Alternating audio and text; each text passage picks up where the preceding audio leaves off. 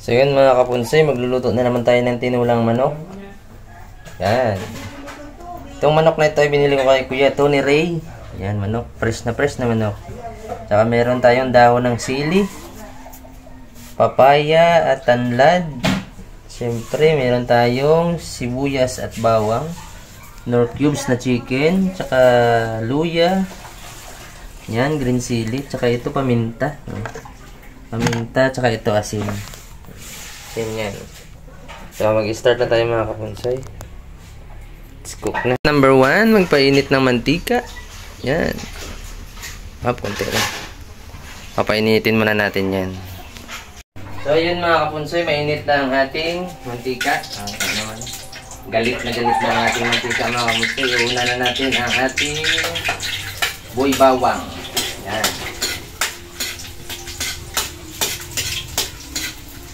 Pag nag-brown na sa mga kapunsay, sunod na natin ang sibuyas.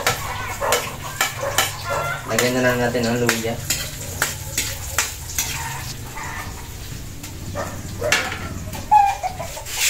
Ang next natin ay manok, siyempre.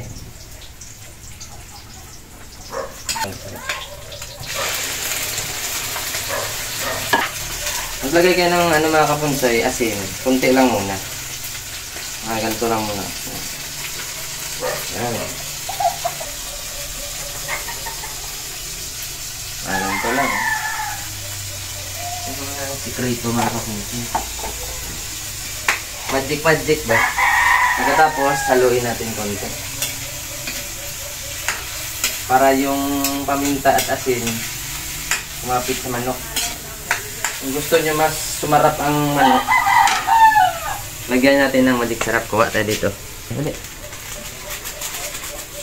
Kunti lang mga kakunti. Huwag natin, ito, ubusin na natin ito at bawas na ito ay. Kanina. Lagyan sa basura. Tapos halo-halo.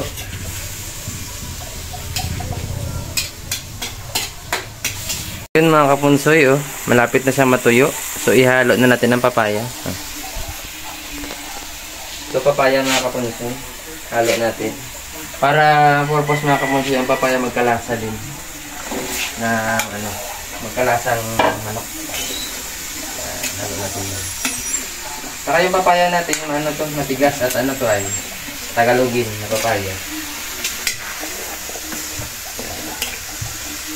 Yan ang sikreto mga kamunsay para sumarap ang papaya ng inyong luto siyempre.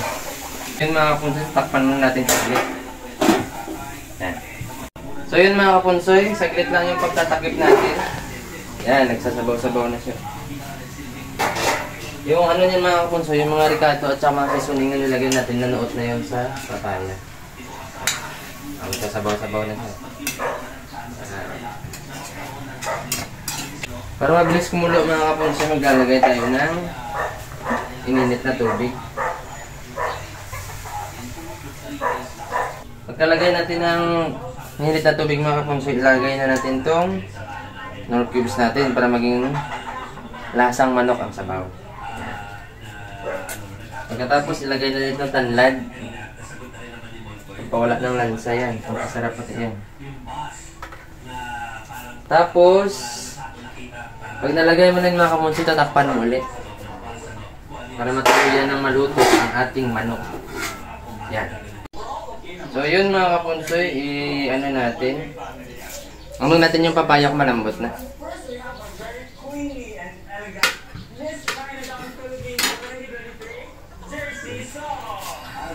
Ang good.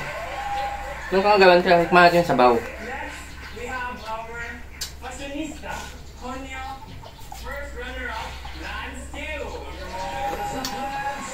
Okay na. Ang susunod natin mga kapunsoy, ilalagay natin tong dahon ng sili. Ang paglagay na ito mga kapunsoy, pakalat. Kakalat-kalat mo siya. Para makakuha lang. Yun mga kapunsoy, ayos na. Chibuga na. So, kaso lang mamaya pa kami kakain. Ko man.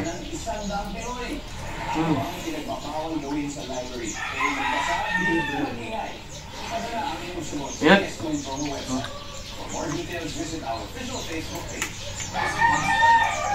Daw na malunggay. Malunggay. Ah! Daw na sili pala. Sorry. Sige. So ayos na mga kapunsoy. So hanggang dito na lang ating video. So kung gusto mo yung ating video ngayon, huwag kalimutan mag-follow. Bye-bye. Love you.